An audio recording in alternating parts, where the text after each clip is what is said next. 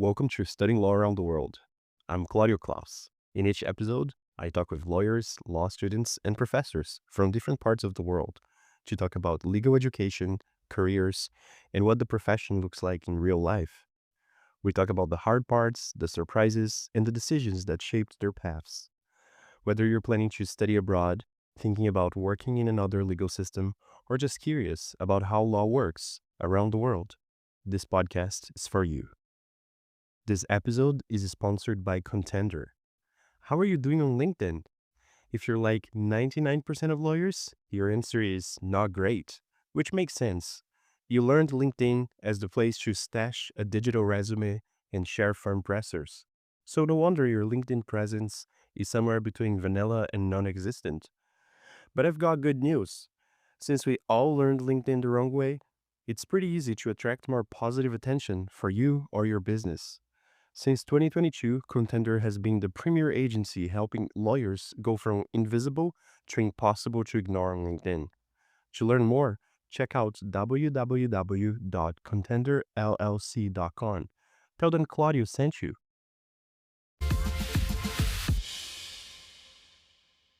Hello, everybody. Welcome to another episode of Studying Law Around the World. And today I got the chance to speak with Spencer May, who's at the University of Arizona and just sharing lots of wonderful content on LinkedIn and being really active and just giving a good example of things that you can do while you're in law school. So I'm always happy to talk with law students and people who are going through their education. Thank you so much for joining us today, Spencer.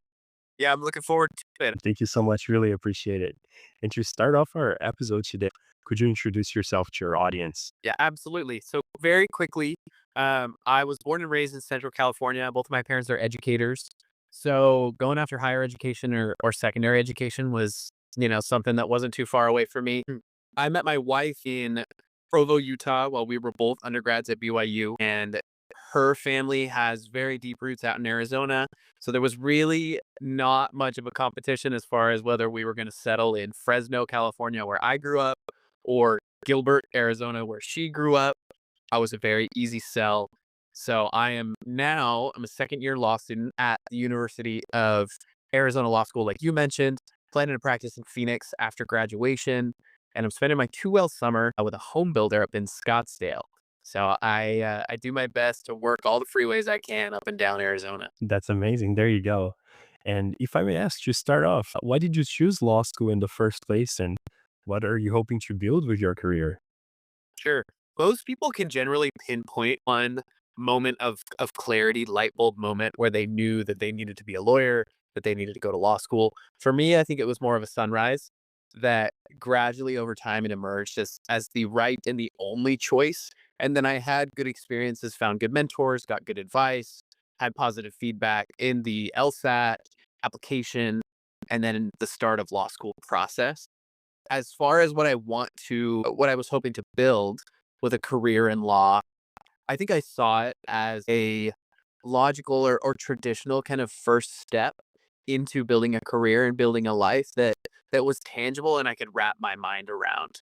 So here I am today. Fantastic. Well, I'm very happy to hear that. And I really like what you said about how that clarity comes about. I think it's the experience of most people, to be honest, that you're just not, born or since kindergarten knowing you want to be a lawyer. And I love to hear that sincerity as well. And you've been sharing a lot of things on LinkedIn. You've been open about starting law school with a newborn at home and what that experience has taught you so far about, time, priorities, your identity as well. Yeah, I'll start at the end. So your last point that you asked about is identity, and that was the biggest shift for me. I think anyone that seeks to start on a legal career would probably say that they're either extrinsically or intrinsically motivated, that a lot of people in the law attach worth or attach value to prestige or other people's definitions of success. For me, holding that 7 pound, 6 ounce, 21.5 inch little boy in my arms was a very clarifying experience because I understood that ultimately the decisions that I had some serious weight I've experienced a mindset shift where I needed to root my identity more firmly in my faith and my family and what they thought of me. And that's not to say that I changed or lowered or altered my like expectations for my career or what I wanted to do, but my primary thought and priority needed to be, what my wife and children thought of me. And I don't think that you have to sacrifice what you do all day or the like aspirations you have for your career. I do really think that you can have it all. And so I'm in pursuit of that. Those comments you just made, they're just incredible.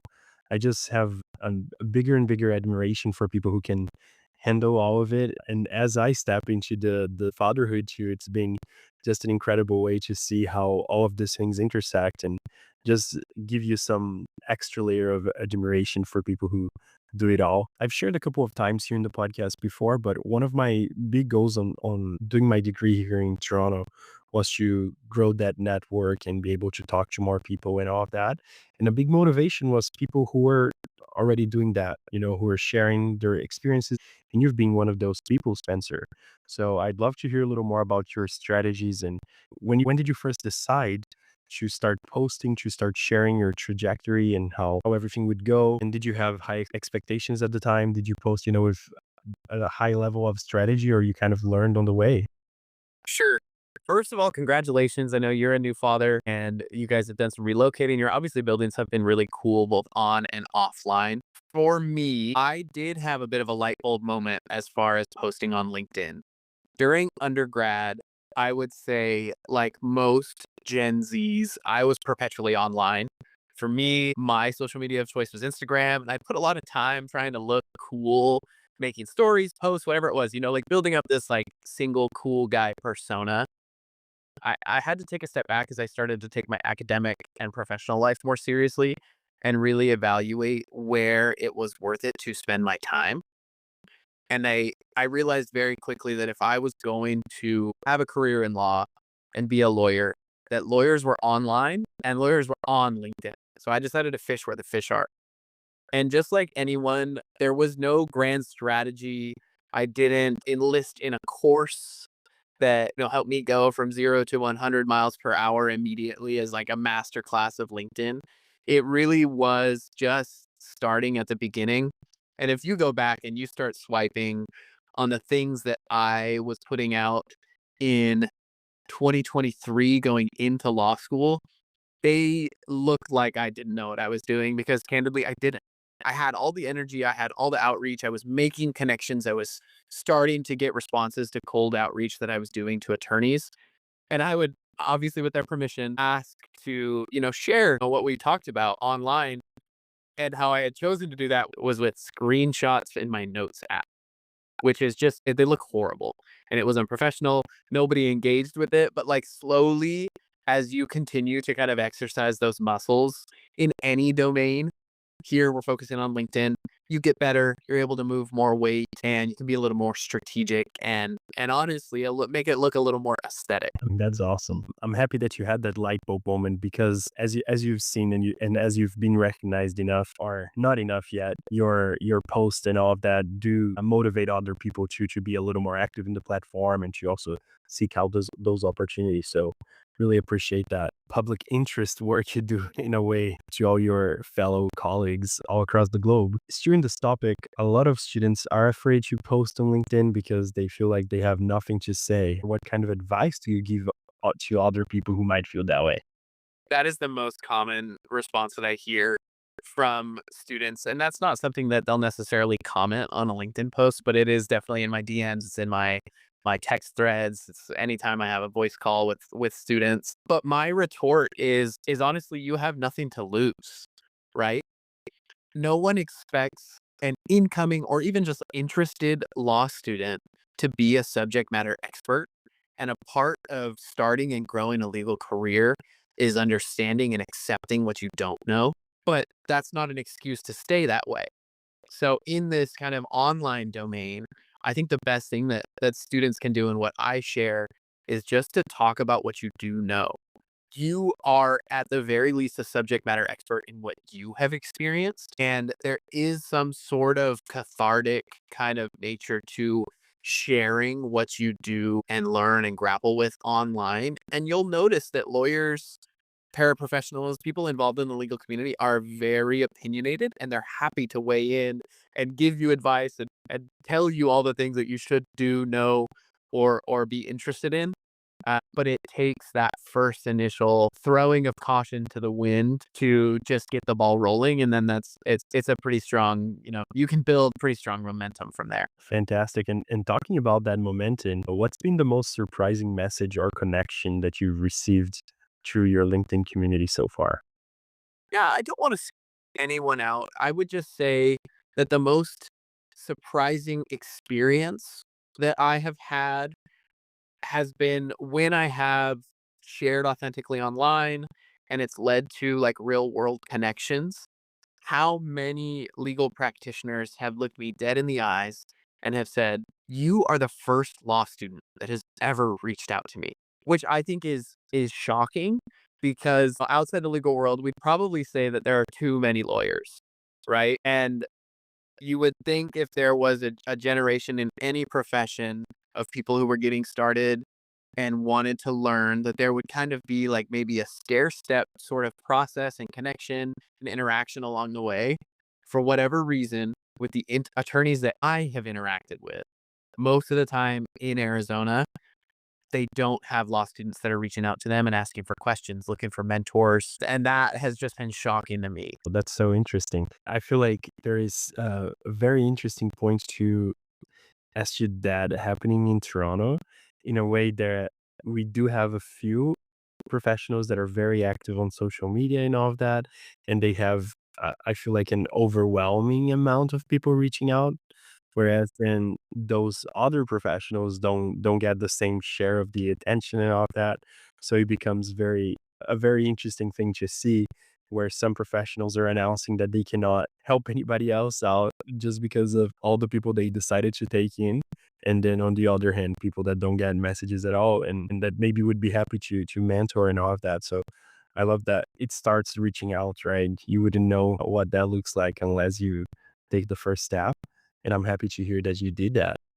I feel like on your posts and all of that, you talk a lot about this power of the cold outreach, right? As somebody who recently moved to Arizona as well. And honestly, I feel like that would be very much the same anywhere else in the globe. Can you share about a time when sending a bold message led to something bigger than you expected? I'll share the why first. Why I am so on fire about cold outreach, especially with attorneys, is because that was my only option. My parents, again, I grew up as the child of two elementary school teachers. They taught first and fourth grade. I think I had met two attorneys in person when I went to undergrad and started as a pre-law student. When we moved to Arizona, my wife's family works in asphalt, windows, and another of their family members was a community college math teacher. So again, a totally different world than the legal community. To single out one experience that I think encapsulates it all would be the story of how I got my externship that I have today at a national home builder. So I came out of the on-campus interview cycle disappointed and a little bit dejected, honestly, because my career outcomes to that point had not matched what my expectations were. And so I was searching and looking for answers and honestly looking for mentors or people smarter than me who had, online looked like they had it figured out. So I looked at alumni and I came across an alumni of our law school, whose name I won't share, but he almost immediately responded to my email, typos and all, and said that he'd be willing to talk. We got on the line and I caught him up basically on my experience in law school that thus far. And he said, generally I don't answer outreach like this. I'm a busy guy. I'm a CEO who's exited something. I now run a prominent capital allocation firm. I'm also a board member of a lot of nonprofits and then even a public company. And I just really was shocked by your outreach because my son is your age and I read your question in his voice and felt like I had to answer. It just so happened that I ended up, based on the advice that he gave, I started looking at in-house attorney roles in a certain industry, in the home building industry. I got past the screening stage and was progressing in the interview process, and come to find out the public home builder that I was interviewing at, he just so happened to be a board member of that company. So it was this serendipitous experience that I could have never had I not really just, reached out and then gotten lucky. But I think there's a famous line, and I don't want to misattribute it to a former president, or it might have been Thomas Edison, but who said, the harder I work, the luckier I get. And so for me, that's the cold outreach to attorneys or people that are, a step or two further down the path than I am. That's fantastic. No, I really love that you shared that. There's an awesome TED talk as well from Tina Selig that also brings up a lot about what luck looks like, and it really is a lot of hard work really in taking those opportunities and maximizing them. So it's always a happy experience to get to hear when people make that work for the best for them and use those tools available. And I could really say you've built something meaningful while you're still, a full-time law student. And out of curiosity as well, and hoping to provide some advice to other law students who are also managing family, a job during the summer, going back to law school. How do you manage it all? And do you put any system or any boundary so that you can stay grounded and able to manage all of these things together? If you've ever read a comment section on anything I put on LinkedIn, you'll see that there's no one size fits all. So I can only share what I've done. Now, during law school, I have worked every semester but that first semester of 1L, which I don't necessarily recommend. But for me and my family, what's worked is having periodic check-ins and communicating regularly and setting certain boundaries, like you asked. So for us, after the first semester with a newborn, us being only married for 2 or 3 years at that point, we decided that it was really important that I was home for dinner every night. So there were certain things that needed to happen as far as law school or work in any time, but my wife always knew that at 6 p.m. I was going to be home and I was going to be fully there. And I would say that that was something that grounded me because in law school or when you're coming up in your legal career, when you're doing anything that matters, it can expand to fit the space that you allow it to. And I was fortunate to have an understanding and a helpful partner who knew for our family we needed some time together. And ultimately, like I was the beneficiary of that. It helped me keep my head, straight. It helped me stay grounded, helped me to see my son grow up, which is more important than anything I'll do all day long. And as far as if you want to talk practical tips, I lived out of the Google Keep software, which is basically just a glorified to-do list that talks with your Google Calendar and your Gmail account. And I just drew from that well all day. I lived out of that thing and then did all the academic and professional stuff based on what I had in there. Fantastic. Wow, that was really inspiring to hear. If you could give one piece of advice to someone starting up law school today, what would you tell them? That's an easy one for me. It would be to reach out to attorneys early and often. That's amazing. I do believe that regardless of where you are in the world, that's very much something that applies. There was a culture that I noticed early on here in Toronto where people would go out to coffee chats. It was just a big thing. And then I guess with COVID and all that, virtual coffee chats also became a big thing. So people will, hop on a Zoom call with their favorite.